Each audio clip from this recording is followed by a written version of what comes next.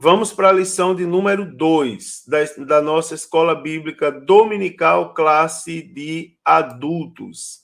A lição de número 2, queridos, é a lição que tem por título Sal da Terra e Luz do Mundo. Aliás, não tem o I, não é? É Sal da Terra, Luz do Mundo.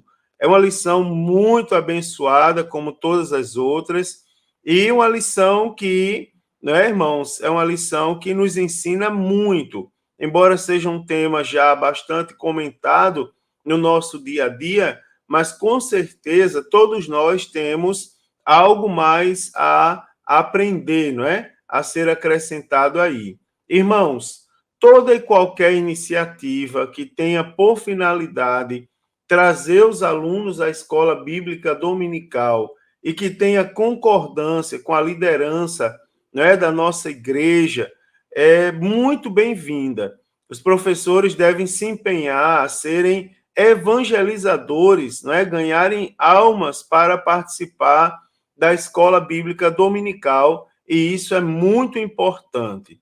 Então, já entrando no tema, sim, e os alunos também, né? Os alunos também têm a responsabilidade de convidarem uns aos outros, né? E de estarem todos unidos ali no mesmo propósito. Irmãos, agora entrando no tema propriamente dito, a lição de hoje fala de sal da terra, luz do mundo. O texto áureo para essa lição está lá no Sermão do Monte, não é? Mateus capítulo 5 e versículos 13 e 14. Vós sois o sal da terra, vós sois a luz do mundo. A verdade prática diz assim: a influência dos cristãos na sociedade é inevitável. Do ponto de vista bíblico, o mundo não pode estar indiferente aos verdadeiros seguidores de Cristo. Né? O mundo tem que perceber que nós existimos, né, irmãos? A leitura bíblica em classe está no Evangelho segundo escreveu Mateus, capítulo 5, dos versículos 13 ao versículo de número 16, onde diz assim: vós sois o sal da terra, e se o sal for insípido, com que se há de salgar? Para nada mais presta, senão para se lançar fora e ser pisado pelos homens. Vós sois a luz do mundo. Não se pode esconder uma cidade edificada sobre um monte, nem se acende a candeia e se coloca debaixo do alqueire, mas no velador, e dá luz a todos que estão na casa. Assim resplandeça a vossa luz diante dos homens, para que vejam as vossas boas obras e glorifique vosso Pai que está nos céus. Glória a Deus por isso. Os objetivos dessa lição é, primeiro, apontar a função do sal, segundo, destacar a função da luz, né? Lógico, a função bíblica, e terceiro, refletir a respeito da influência dos discípulos de Cristo no mundo. Como motivação, irmãos, eu vou deixar uma pergunta, tipo, que tipo de influência você tem exercido nos lugares em que você mora, estuda ou trabalha, não é? Que tipo de influência, agora eu vou trocar um pouquinho o tema para nós, que tipo de influência nós estamos exercendo nos lugares aonde nós moramos, estudamos ou trabalhamos?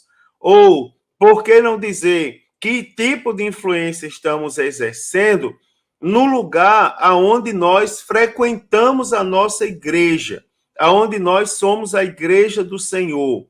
Então, perguntas como essa, elas são importantes porque elas nos motivam, né, irmãos? Elas tornam mais concreto o assunto que nós estamos estudando. Então, o assunto do sal e da luz, ele requer de nós uma postura, irmãos, influenciadora, não é? Ela requer de nós uma adoção, que nós adotemos uma postura mais influenciadora e menos retraída. A igreja de hoje, ela está meio que se retraindo, tá certo? Mas Deus quer, ele sempre quis que a igreja ela influenciasse e não ela fosse influenciada ou se acovardasse em meio a determinadas situações a que nós somos submetidos. Se começarmos aqui, antes de entrar na introdução da lição, se voltarmos aqui, por exemplo, ao texto, nós vamos identificar algumas coisas aqui interessantes. Por exemplo, nós somos o sal da terra. E a Bíblia fala, Jesus destaca o que ele espera do sal. Ele diz assim, e se o sal for insípido, com que se há de salgar? Ou seja, em relação ao sal, Jesus nos deixa claro que a nossa função é dar sabor, é salgar, tá certo? Salgar para alguma coisa, para alguma finalidade, das quais, algumas delas eu vou destacar na lição. Quando ele fala da luz, ele também revela aonde ele quer que nós estejamos. Por exemplo, Jesus não quer que, como igreja, nós estejamos escondidos. Ele diz assim, não se pode esconder uma cidade edificada sobre um monte. Ou seja, aonde é que Jesus nos colocou? Ele colocou como igreja numa posição de destaque. Não é, irmãos? A igreja como posição de destaque. Então ele diz assim, não se pode esconder uma cidade que foi edificada sobre um monte. Ou seja, vocês que estão em cima do monte, vocês têm que dar luz. E ele diz, assim resplandeça a vossa luz diante dos homens, para que vejam. Você observa que a vontade de Deus é que a igreja influencie, é que a igreja ela seja influenciadora, é que a igreja seja uma igreja desafiadora, né, irmãos? Uma igreja que confronte o mundo com as suas verdades. Então ele diz assim, resplandeça a vossa luz diante dos homens. Ou seja, a igreja tem que ser vista como igreja, para que eles vejam as vossas boas obras e glorifiquem o vosso Pai que está no céu. Então, aqui a gente encontra coisas tipo, nós temos que exercer as propriedades do sal, nós estamos em cima do monte e lá em cima nós temos que dar luz, não é? Nós temos que iluminar todos os que estão na casa. Aqui tem coisas maravilhosas. Não é, irmãos? Aqui, os homens precisam serem influenciados pela luz que provém da nossa vida, não é? Por uma vez que Jesus compara a gente com a luz, ele diz, a vossa luz resplandeça diante dos homens. E ele diz, para que os homens vejam as vossas boas obras, e ele destaca, e glorifiquem o vosso Pai. Ou seja, a finalidade de tudo é Deus ser glorificado. Agora, partindo para o comentário da lição propriamente dita, nós temos que entender o papel do sal e da luz que o cristão precisa ter no mundo. Baseado nisso, a gente observa, irmãos, e já começa a criar certa contrariedade com o que está sendo ensinado nos dias atuais. Por exemplo, nós não podemos só nos denominarmos cristãos. Nós temos que fazer a diferença no mundo onde vivemos. Não é, irmãos? Temos que fazer algo. Jesus, quando chamou, por exemplo, quando ele volta lá no último capítulo do Evangelho segundo Marcos, a Bíblia diz que ele encontra os discípulos depressivos, entristecidos, porque ele tinha morrido. Aí ele lança-lhes a incredulidade em rosto e diz assim, olhe, e vão por todo o mundo e pregam o Evangelho a toda criatura. Então, você observa que o desejo de Cristo é que nós sejamos influenciadores e fazermos a diferença, e que façamos a diferença em qualquer lugar aonde nós vivemos, qualquer lugar onde nós estejamos.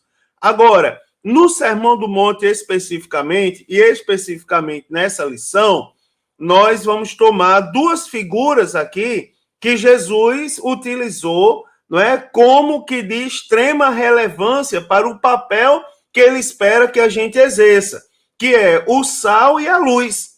Então, como a luz ilumina o lugar das trevas, não é? E o sal tempera e conserva o alimento, então nós somos chamados para influenciarmos dessa maneira o mundo onde nós vivemos. Então, você observa, nós fomos chamados, sim, para iluminar e para temperar e conservar o precioso alimento, não é, irmãos? Então, você observa que todos nós, nenhum de nós podemos escapar disso. É a exigência, é o que Deus espera da gente. Primeiro, vamos falar um pouco do sal. O sal, ele serve para temperar e serve também para conservar. Vamos comentar um pouquinho sobre essas duas propriedades do sal. Primeiro, uma rápida definição, né, irmãos? A palavra sal aparece como substância branca usada como tempero, né, na Bíblia Sagrada, isso é bem claro, mas também aparece como remédio e como conservante. Do grego, pelo menos 4 definições se destacam acerca do sal, não é? O sal como tempero, o sal como substância fertilizante para a terra arável, não é? As pessoas trabalham com plantação, vez por outra elas estão espalhando sal pela terra. O sal como substância que conserva os alimentos da deterioração, tá certo? E o sal como sabedoria e graça no discurso. Então, são 4 propriedades que são admissíveis, não é? E estão do original grego, não é? Nós podemos extrair do grego, logicamente, dependendo do contexto aonde a palavra está inserida. Do hebraico, a palavra sal é melak, procede de malak, que significa rasgar, dissipar, ser dispensado, ser dissipado, salgar ou temperar. Então, essa palavra, a palavra sal aparece pela primeira vez lá no Gênesis, no livro do Gênesis, capítulo 14, versículo de número 3.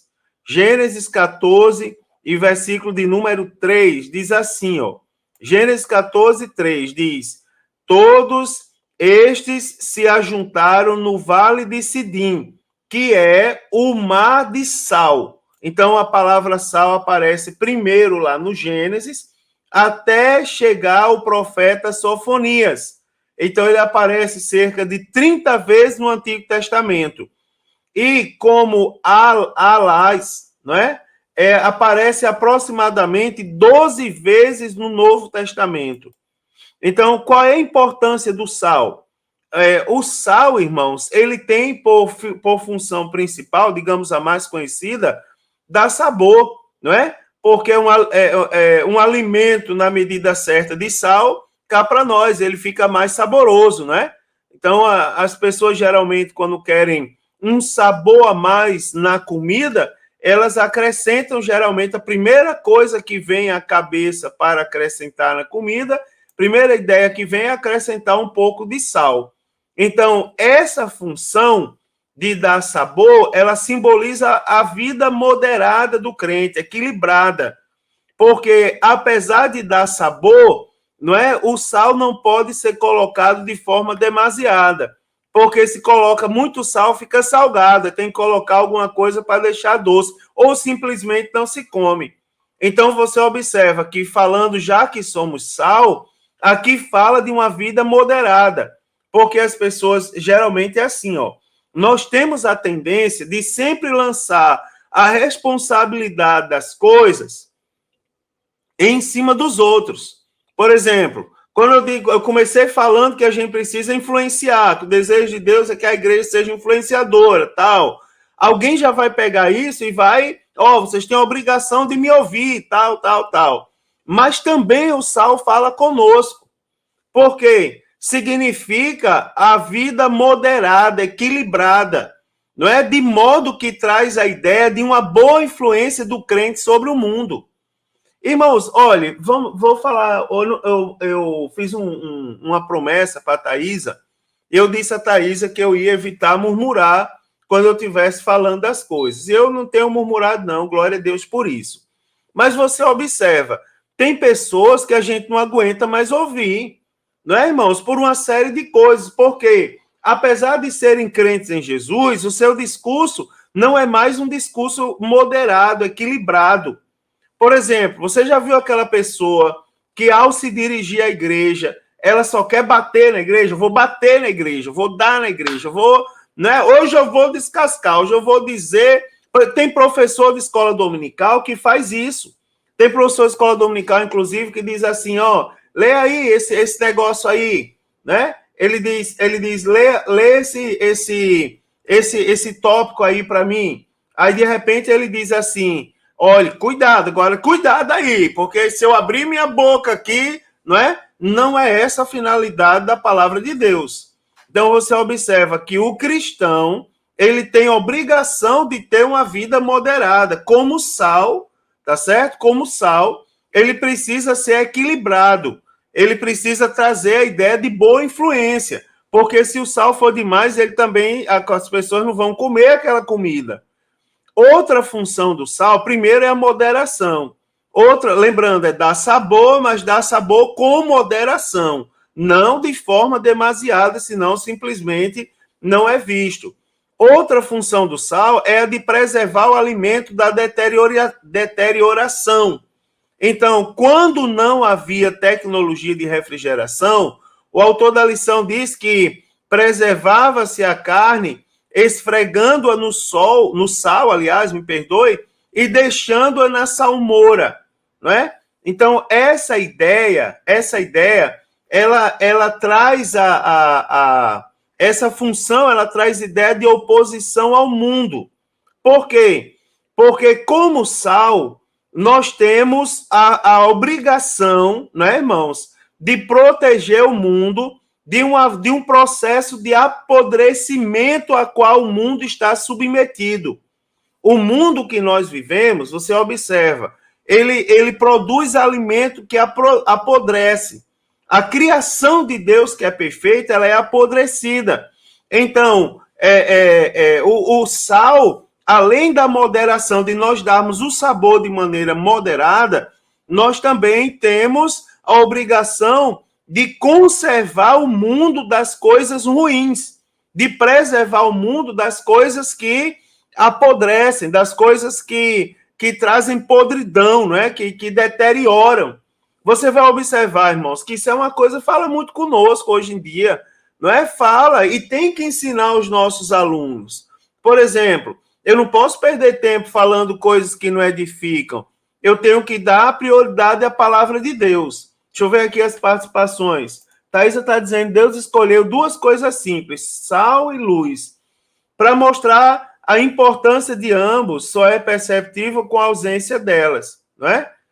Então, a igreja, do mesmo modo, só terá importância reconhecida pelo mundo após a sua ausência. Agora, Thaisa, enquanto a igreja estiver no mundo, a igreja precisa exercer o seu papel de igreja, anunciar as boas novas, não é? Irmã Marta Regina disse que não está conseguindo enxergar bem aí, está embaçado o vídeo. Eu não sei se está para os irmãos também, mas para mim, eu estou vendo o retorno ali, para mim não está, tá certo? Também o nosso querido presbítero Jorley está aqui acrescentando, dizendo que os soldados romanos recebiam pagamento, não é? O soldo deles era de sal. Daí vem a palavra salário, muito bem colocado. Já eu também vou tocar nesse ponto aí, na nossa lição, mas muito bem lembrado pelo nosso irmão Jorley. Então, o cristão como sal. Então, como cristãos, não é, irmãos? Primeiro, nós vimos aqui, ó, a importância do sal. Lembre-se, o sal dá sabor, mas o sabor não pode ser de forma demasiada. Não pode botar sal demais na comida, porque faz mal para a saúde. E também, irmãos, a função de conservar. Essa função de conservação ela é muito importante, porque com a função de conservação, nós fazemos oposição ao mundo. Né? O mundo quer apodrecer, mas nós preservamos, não é, do processo de apodrecimento moral e espiritual ao qual o mundo está submetido. Então, o cristão como sal é assim. Como cristãos, nós temos a obrigação de influenciar o mundo que está no processo notório de podridão espiritual. Não é, irmãos? Então, nessa questão, nesse aspecto, o cristão, ele tem por obrigação expressar os valores morais e espirituais do evangelho em sua vida, não é? Opondo-se aos valores do mundo. Isso é uma obrigação dos cristãos. Irmãos, preste bem atenção a um detalhe aqui muito interessante. Por exemplo, aqui eu vou voltar e fazer aquela crítica acadêmica, que não é a crítica comum. A crítica acadêmica ela nos leva a uma reflexão sobre o assunto, com o objetivo de crescermos, de desenvolvermos o assunto.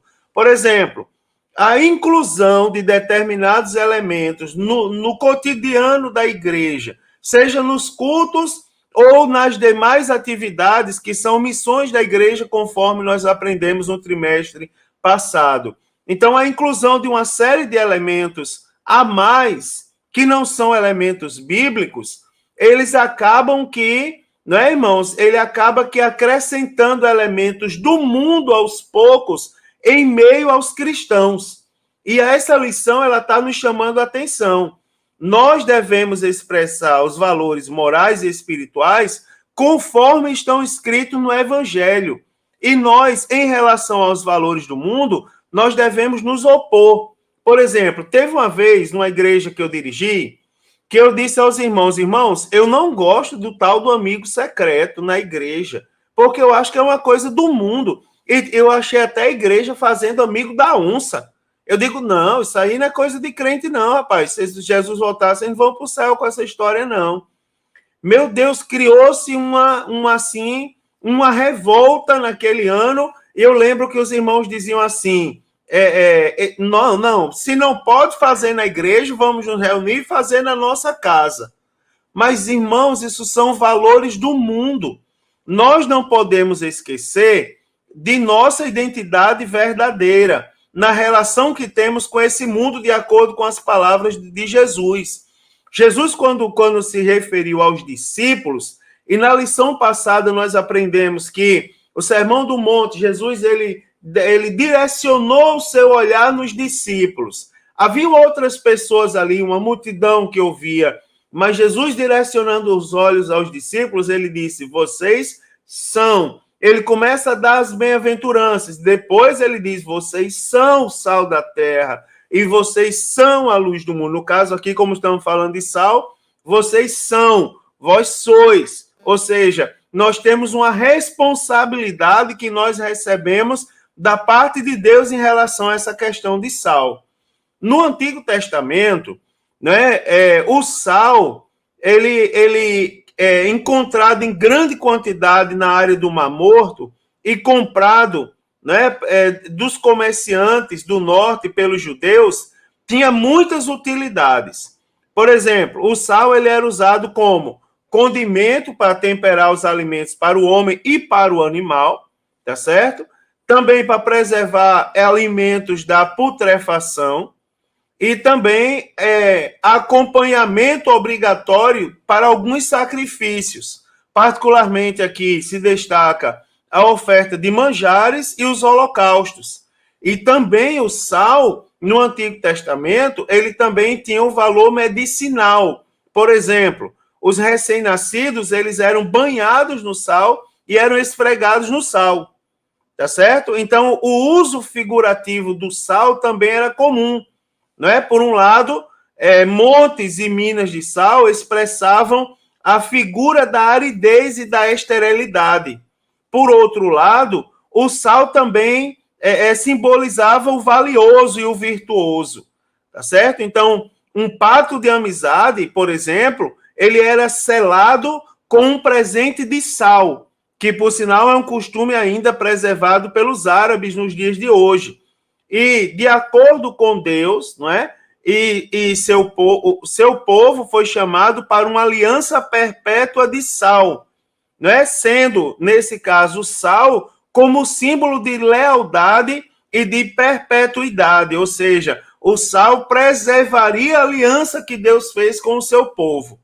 Não é? Isso aqui é muito interessante.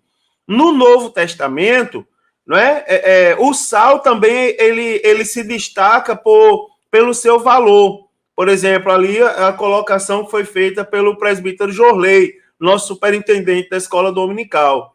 Não é? Os romanos, em uma frase em que em latim era algo como uma das rimas comerciais da atualidade, diziam assim, nada é mais útil que o sol e o sal. Então, o sal era tão valioso que ele era utilizado como soldo dos soldados. Então, outras formas de uso destacavam-se a sua função monetária nas transações comerciais também, né? É tanto que o termo salário, ele se deriva do latim salarium, ou salarium, né? Que significa dinheiro de sal, que era dado como parte do pagamento aos soldados romanos, né? Então, o próprio termo salarium, ele deriva ali da origem de dinheiro de sal, ou seja, os soldados recebiam como parte do seu pagamento, não é? O sal propriamente dito.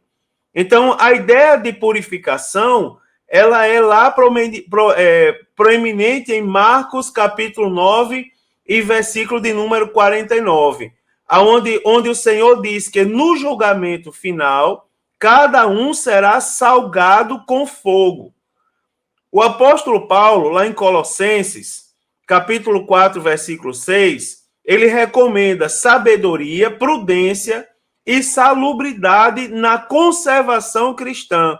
Quando ele faz a seguinte colocação: a vossa palavra seja sempre agradável, temperada com sal, não é? Para saberdes como deveis responder a cada um. Então você observa que coisa maravilhosa. Quando ele diz assim, ó, que a vossa palavra seja agradável, aí ele coloca ali uma partícula expletiva, né? Ou uma partícula que na língua portuguesa chama uma partícula de realce, não é? Ou seja, é colocado para dar uma ênfase, para deixar a frase mais bonita. Então ele diz, a vossa palavra seja agradável, ele diz temperada com sal. Lembra que eu falei no início que o sal, se você coloca muita comida no sal, muito sal na comida, aliás, aquela comida ela não é agradável, ela vai fazer mal, apesar de dar sabor, mas o sal tem que ser colocado de uma forma moderável ou moderada. Então o apóstolo Paulo ele fala isso, ele diz, a vossa palavra seja sempre agradável, ou seja, temperada com sal. Aí ele diz, ó irmãos, para saberdes como deveis responder a cada um, ou seja, tem que responder de forma moderada. Então, para ilustrar a importância do testemunho do cristão, o Senhor Jesus, ele se utilizou de dois elementos comuns, entre eles o sal, né? Entre eles o sal. Então, Jesus, ele contextualiza a sua mensagem utilizando um símbolo comum aos discípulos, né? Para que eles compreendessem a importância da sua vida de retidão em meio à sociedade corrupta.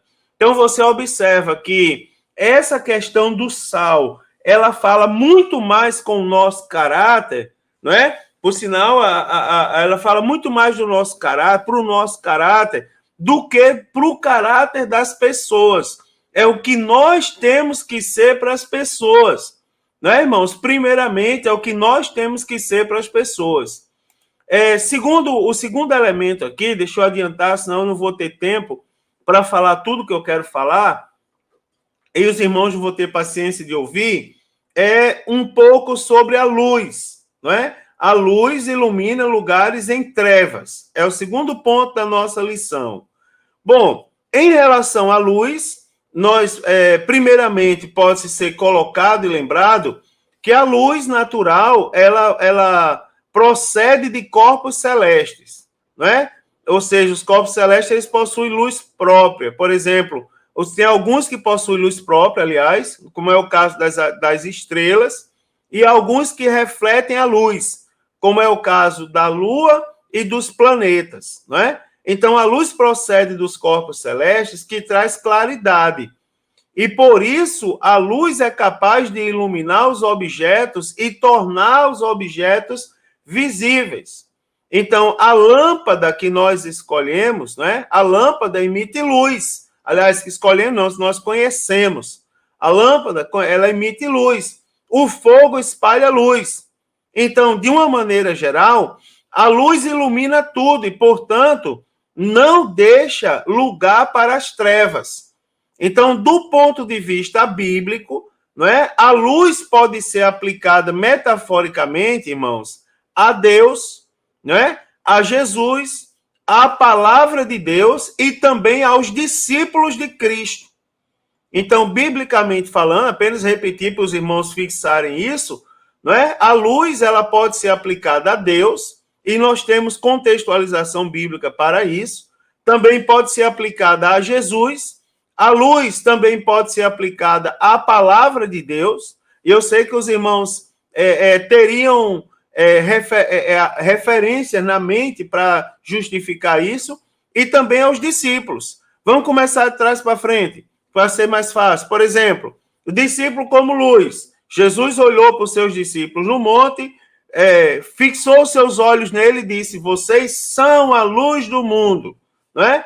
Ou seja, a luz aplicada aos discípulos.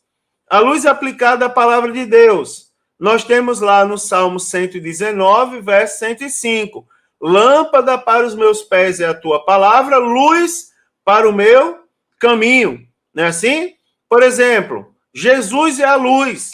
Lá em João, irmãos, capítulo 1, não é? Versículos de 4 a 6. Vamos lá. Evangelho segundo escreveu João, capítulo 1, versículos de 4 a 6. Diz assim a palavra de Deus. Nele estava a vida, e a vida era a luz dos homens. E a luz resplandece nas trevas, e as trevas não a compreenderam.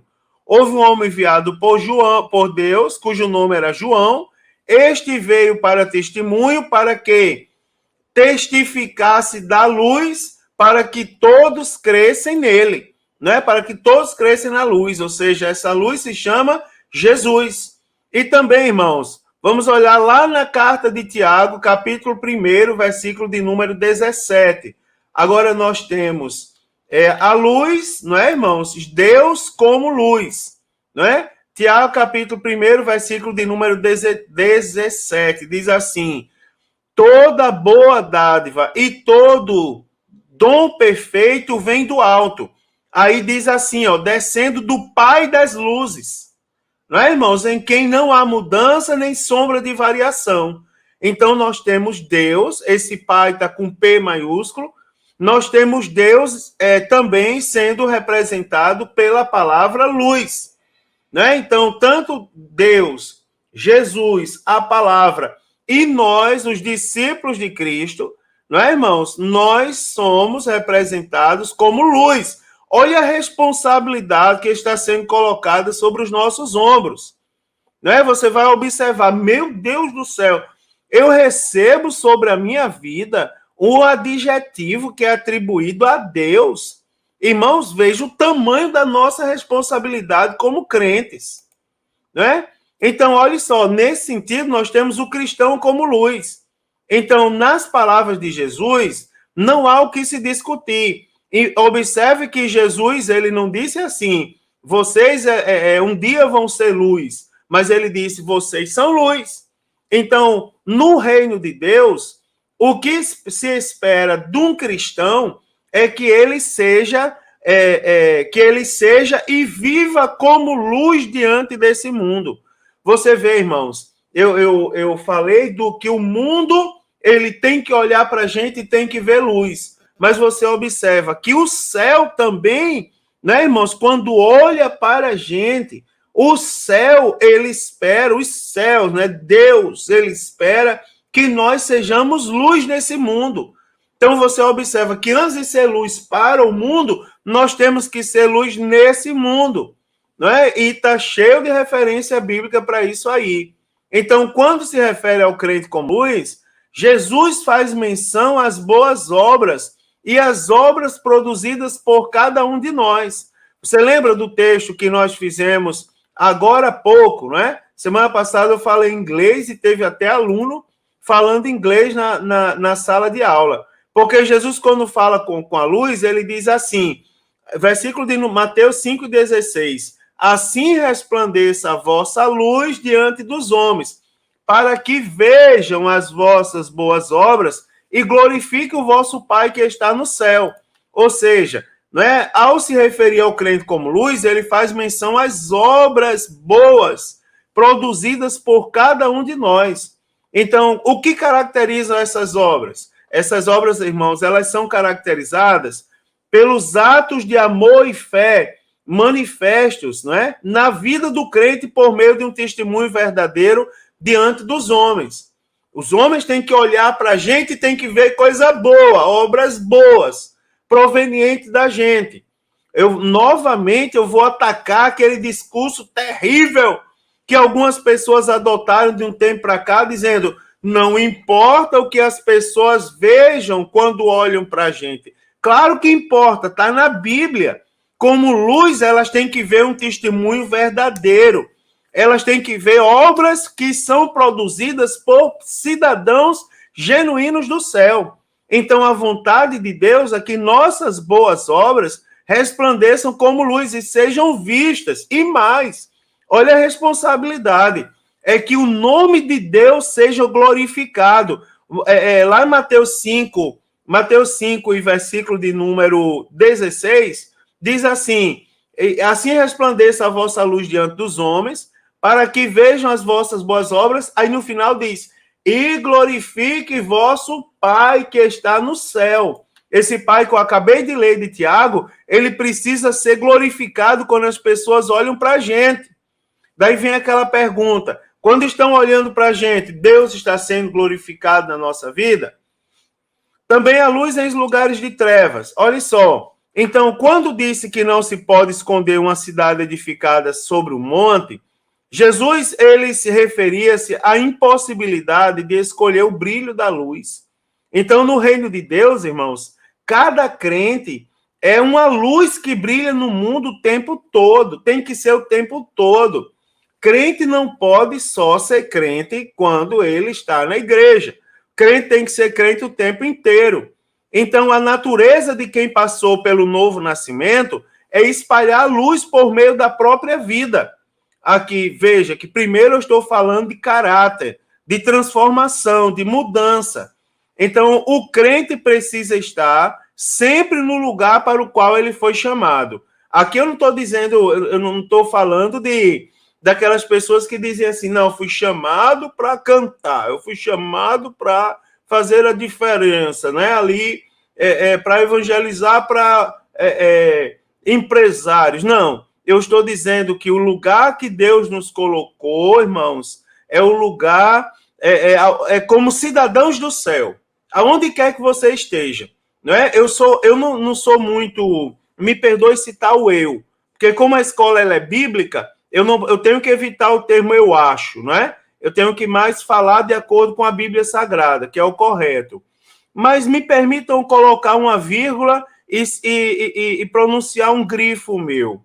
Olha só, irmãos, é que eu não gosto muito de crentes especialistas. Eu sou especialista nisso, eu sou especialista naquilo, na obra de Deus só faço isso. Não, porque aonde que nós estivermos, nós devemos ser luz. Por exemplo, se eu estiver na escola, eu tenho que ser luz na escola.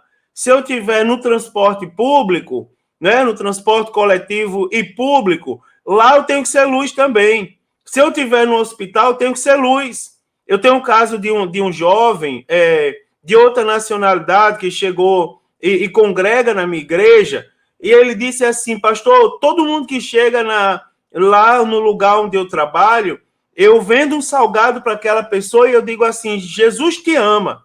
E a maioria das pessoas diz: como se fala isso em espanhol? Eu digo assim: Deus te ama. E ele diz, quando eu digo Deus te abençoe, eu olho para as pessoas e digo: que Deus lhe bendiga. E as pessoas acham bonito. Ele disse: e já tem 3 pessoas que aceitaram Jesus, que disseram que queriam voltar para a igreja por causa disso. Então você observa, o crente tem que ser preparado para ser luz em qualquer lugar. Thaisa colocou aqui um comentário: devemos florescer onde Deus nos plantar.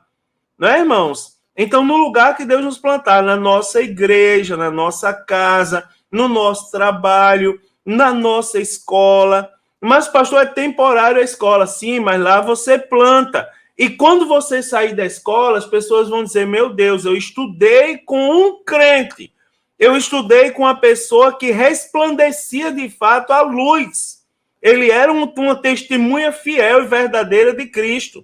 Então, é preciso que nós atentemos, irmãos, para essa verdade bíblica. O cristão não pode manter sua vida com o luzeiro pela própria força, mas ele tem que brilhar, não é isso? Ele tem que se fazer brilhar em qualquer lugar, e ele tem que se deixar brilhar pela influência maravilhosa e sacrossanta do Espírito Santo de Deus, que é quem nos fortalece. Aleluia, glória a Deus por isso. Agora, os discípulos que influenciam, sendo sal. Preste atenção uma coisa interessante. O sal não aparece, mas porque ele atua, não é, irmãos, de maneira oculta e silenciosa. Então, essa referência, ela nos ensina que antes de nós testemunharmos publicamente, é preciso renovar o homem interior. Ou seja, antes de pregar uma mensagem pública, é necessário que essa mensagem ela seja verdadeira dentro de nós.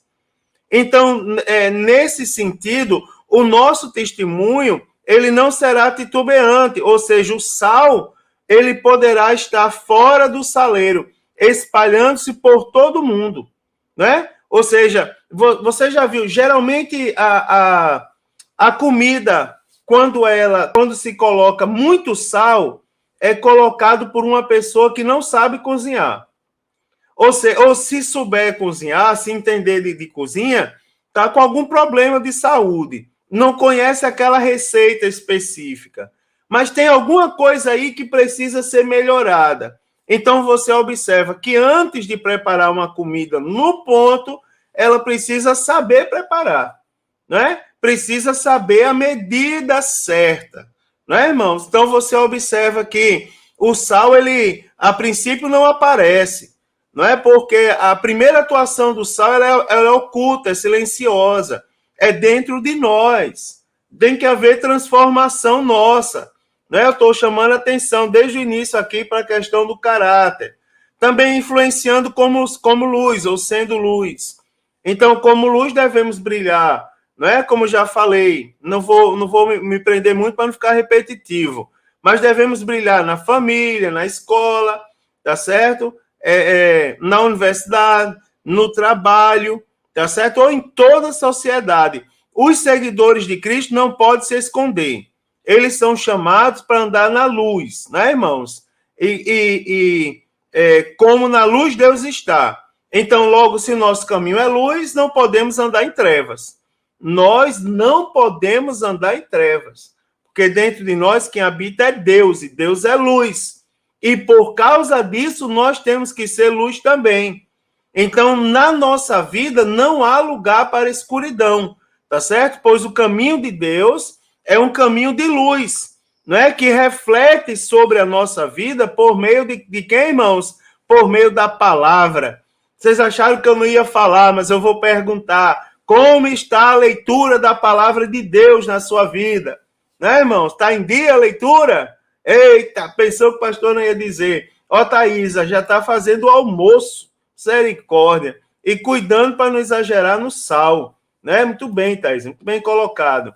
Olha só, a influência cristã. O apóstolo Paulo, ele disse, não é, irmãos? Que temos um tesouro em vaso de barro. Esse tesouro, logicamente, é a verdade do evangelho. Não é, irmãos? Nós devemos portá-la, nós devemos portar o evangelho como uma bandeira no mundo que inteiramente jaz o maligno. Então, nós temos que influenciar. Agora, influenciar a sociedade não significa que o crente seja excêntrico ou ostente alguma coisa desse mundo. A postura de quem é sal e luz é a de um embaixador de uma pátria, não é? Cujas referências são a longanimidade, né? A mansidão, a moderação, bem como as demais virtudes que estão descritas na Bíblia Sagrada, lá em Gálatas 5, que são as virtudes do fruto do Espírito Santo. Então, o modo de viver de um cristão, não é? Por meio da nova vida e da prática de boas obras, levará os homens a glorificar a Deus. Então, você observa, se nós formos sal, Para ser sal, eu não preciso pintar minha cara de amarelo e sair por aí. Já domingo na escola dominical eu falei que alguém chamou minha atenção e disse, pastor, pare de visitar o povo de terno e gravata, que o povo vai ficar ofendido. Não é para levar a Bíblia, chega na casa dos outros como um inquisitor, com a Bíblia na mão. Aí eu disse, sim, você quer que eu chegue como? Eu até brinquei, você quer que eu chegue com a gaiola, com um coleirinho cantando, que nem um grilinho, cri, cri, cri, cri, e bote lá na casa, não, eu vim aqui trazer meu coleiro para passear na sua casa. Não, eu vim lhe visitar, eu sou pastor de igreja, né, irmãos? Então, a nossa maneira de viver, eu estou vendo o povo ali comentando ali sobre a leitura da Bíblia Sagrada, é assim, ó, a nossa maneira de viver, ela vai influenciar e levar as pessoas que nos observam como luz a glorificar o nome do Senhor. Então, o apóstolo Paulo ele nos deixa um conselho muito interessante lá na carta aos Efésios. Veja prudentemente como andais, tá certo? Então, em relação à placa, surgiu aqui a dúvida da placa, eu vou dizer uma coisa para os irmãos. Aí vem aquela velha pergunta aqui, não é? Placa de igreja salva? Lógico que não salva, irmãos, mas mostra o caminho. Sabe por que eu tenho um compromisso com a placa da minha igreja? Porque eu tenho certeza que na minha igreja eu ensino a verdade. Então, quando alguém me pergunta assim, pastor, para que igreja eu devo isso? Vá para a minha. Eu sou crente da Assembleia de Deus, vá para a minha. Por quê? Porque lá na minha igreja eu ensino a Bíblia Sagrada e tenho certeza do que eu ensino para a minha igreja. Então, placa de igreja, ela num primeiro momento, ela não salva. Mas se ela mostra o caminho da verdade, ela conduz as pessoas à salvação. Uma via sem placa, não é uma via que coloca a vida das pessoas em risco. Uma via com placa, ou seja, uma via bem sinalizada, ela diminui consideravelmente o risco de um acidente acontecer e as pessoas que trafegam por ela perderem a vida. Tá certo? Ali, o cristão como sal da terra. Deixa eu falar um pouquinho mais sobre isso. Então, o sal ele é valorizado, como eu já falei, pelo gosto e pela conservação. Então, por isso, Jesus, ele tipifica o papel dos seus discípulos assim. Então, é o seguinte, a ilustração do sal fala do nosso caráter. Não é? Isso aqui é muito interessante. O sal fala do nosso caráter. A luz fala do nosso testemunho. Isso é muito interessante, irmãos. O sal fala do nosso caráter, é a luz do testemunho. E você percebe que Jesus ele falou primeiro do sal e depois da luz. Ou seja, o caráter precede o testemunho. Então, enquanto o mundo, isso aqui é muito interessante, isso aqui coloca como hashtag lá nas redes sociais, né? O caráter precede o testemunho. Então, enquanto o mundo é caracterizado pela corrupção, pela degradação moral e de bons hábitos, o cristão, como sal, ele evita deterioração, me perdoe. Então, o autêntico servo de Deus, aonde quer que ele esteja, ele deve ser um instrumento de resistência do Espírito Santo contra a corrupção, contra a degeneração total da sociedade sem Deus. A igreja não é o sal do saleiro, a igreja é o sal da terra. Isso aqui é muito interessante, irmãos. A igreja não é, tá certo, o sal do saleiro, a igreja é o sal da terra.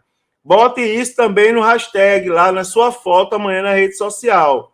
Então, a igreja, ela é o freio moral do mundo. É quem coloca o mundo ali no ponto, tá certo? A igreja tem que colocar.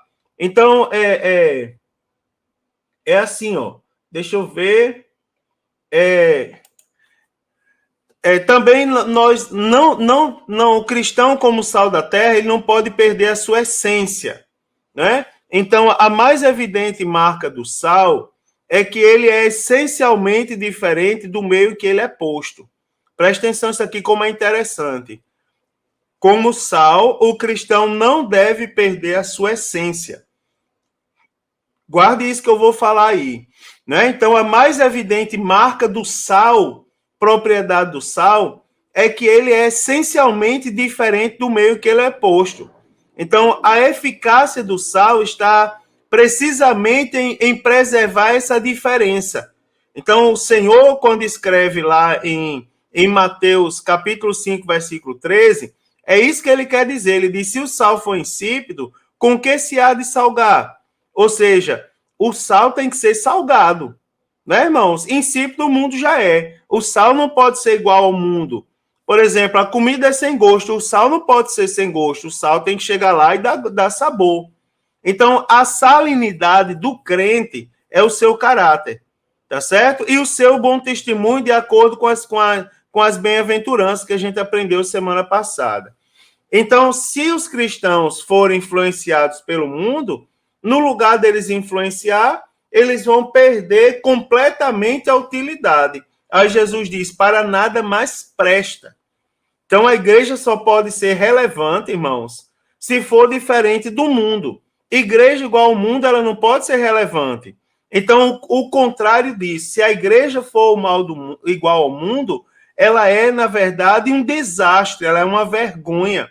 Aí Jesus diz assim, não presta para mais nada, senão para ser lançado fora e pisado pelos homens. Né? Então, o cristão não deve perder a sua essência. Deixa eu dar uma acelerada. O cristão também, como sal, ele se conduz com discrição. Vá aprendendo esses pontos aí. O cristão também, como sal, se conduz com discrição. Então, o sal, antes de ser aplicado, ele é visível.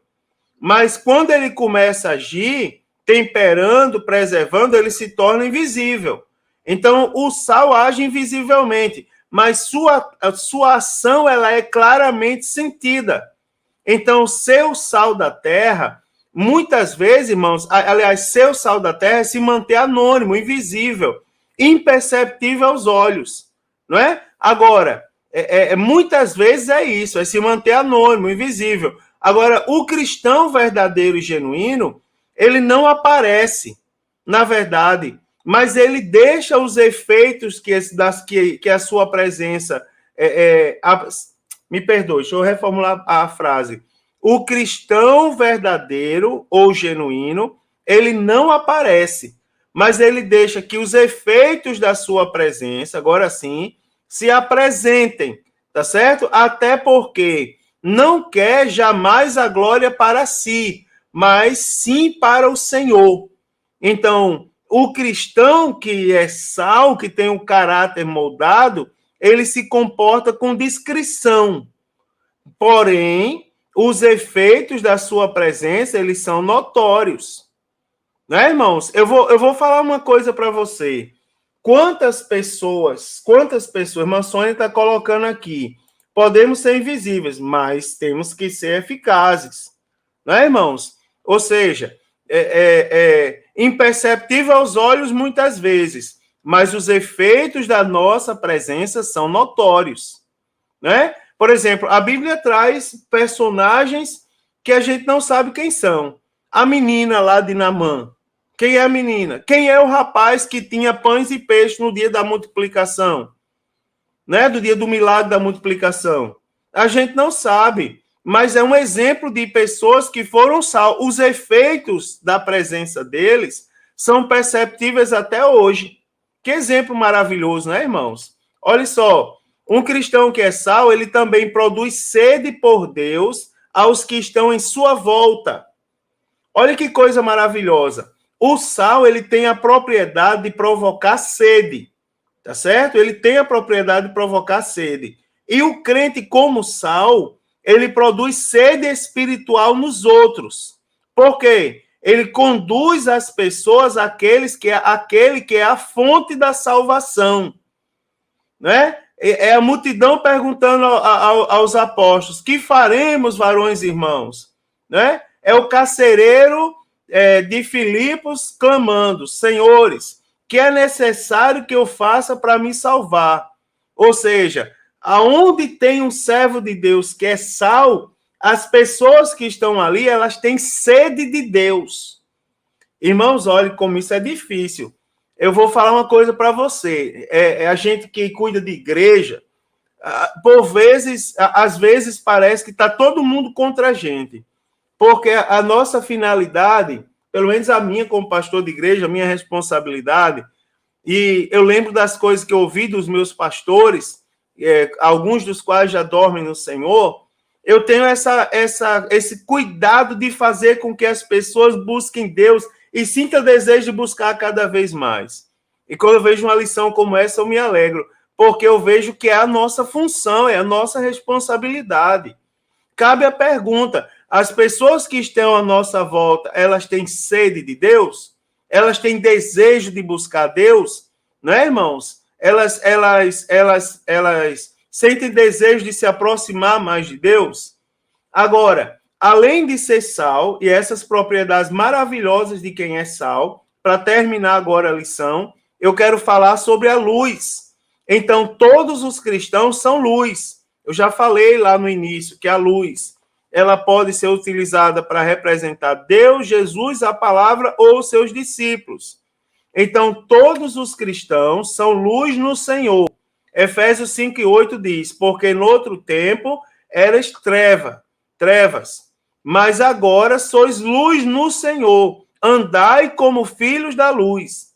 Então, todo cristão deve ser luz no Senhor e deve resplandecer como astros no mundo. Não é? Filipenses 2:15 diz, para que sejais irrepreensíveis e sinceros, filhos de Deus inculpáveis no mundo de uma geração, no meio, aliás, de uma geração corrompida e perversa, entre a qual resplandeceis como astros no mundo. Olha que coisa maravilhosa, irmãos.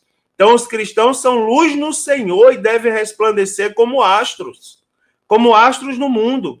Agora, assim, não é astro da Globo, não, irmão. Não é artista, não estou falando artista da mídia.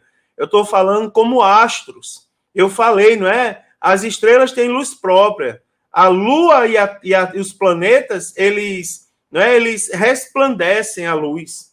Né? Eles refletem, digamos assim, a luz. Não é? Eles refletem, seria o termo correto. Então, diferente do sal, como luz, não é? Como luz, diferente do sal que não é visto em ação, a luz só tem valor quando ela é percebida. Então, você vai ver que a ausência da luz permite que a escuridão prevaleça, não é? Mas quando a luz chega, as trevas somem. Então, a luz tanto brilha sobre um criminoso, como sobre uma criança inocente.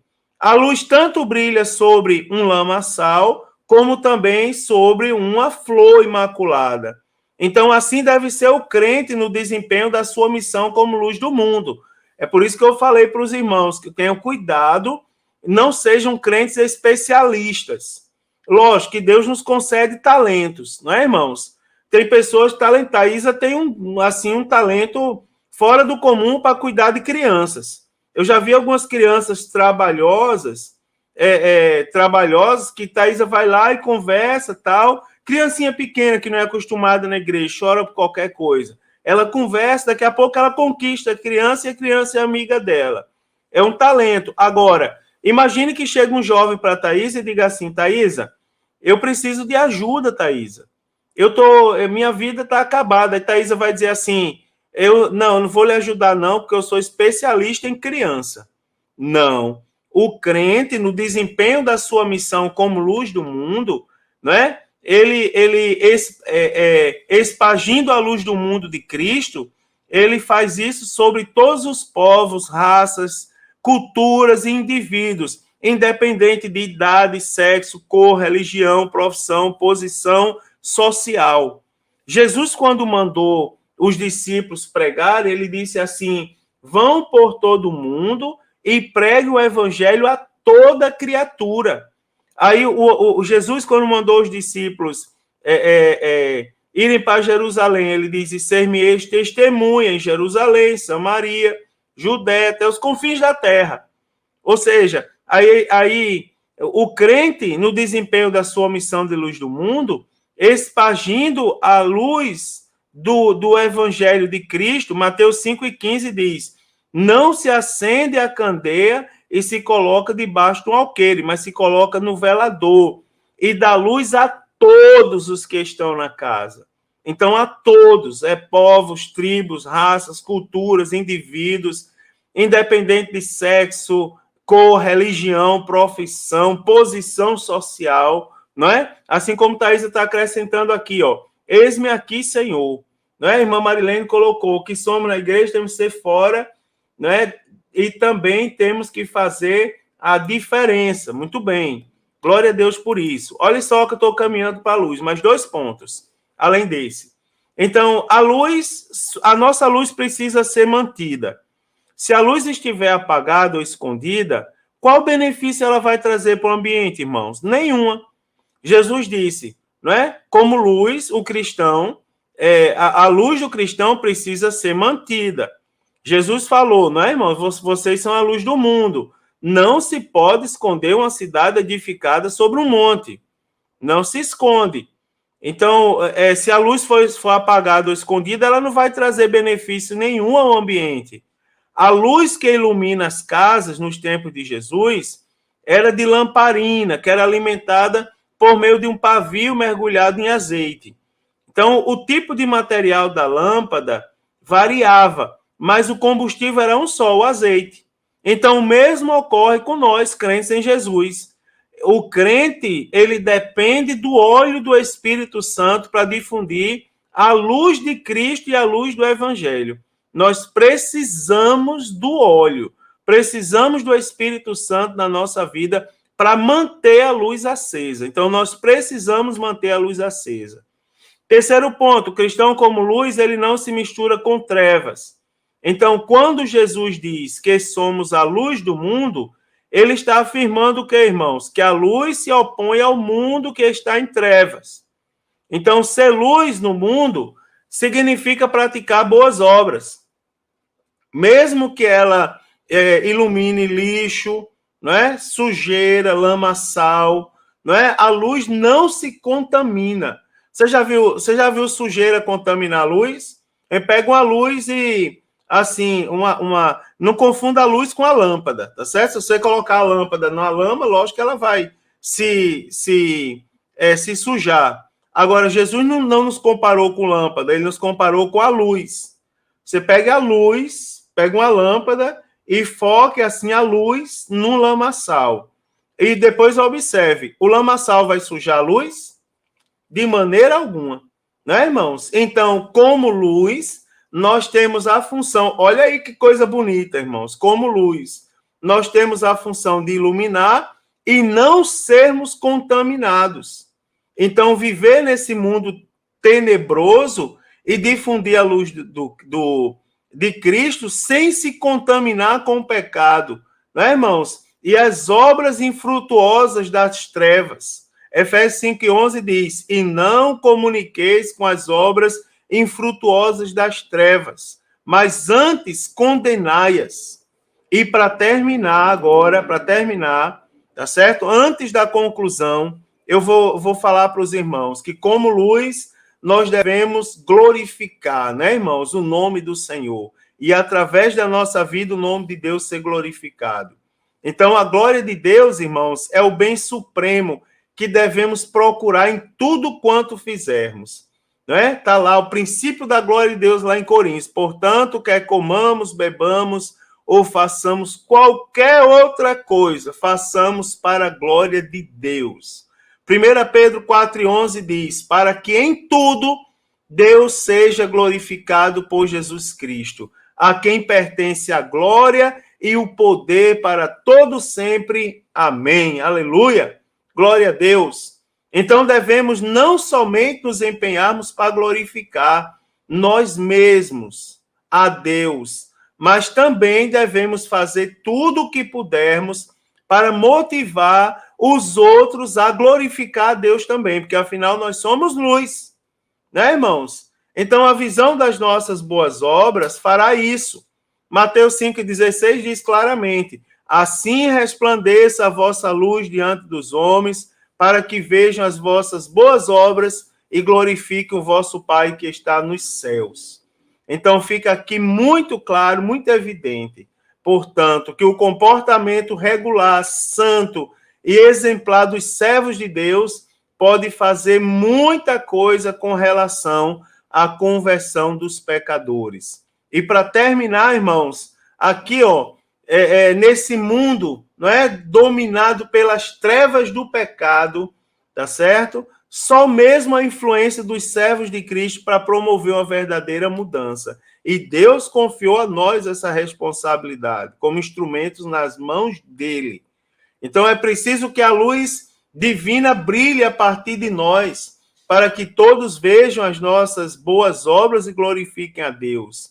Mas também, irmãos, é preciso lembrar que sem um verdadeiro testemunho, o evangelho não será levado a sério entre os homens, não é? Se o cristão mostrar uma vida verdadeiramente transformada, sincera e sem artificialismo, então exerceremos o nosso papel de sal da terra e luz do mundo.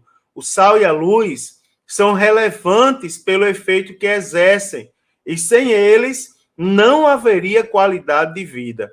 Então, cada cristão deve ser relevante. Isso é, cada cristão deve brilhar o máximo por Jesus, deve primar pela experiência espiritual e deve realçar a distinção entre o verdadeiro crente e o mundo. Glória a Deus. Louvado seja o nome do Senhor Jesus. Queridos irmãos, que Deus abençoe cada um, que a sua lição, a sua aula, domingo, seja uma bênção, que hoje que lição maravilhosa. No primeiro momento a gente pergunta, o que é que vamos extrair daí?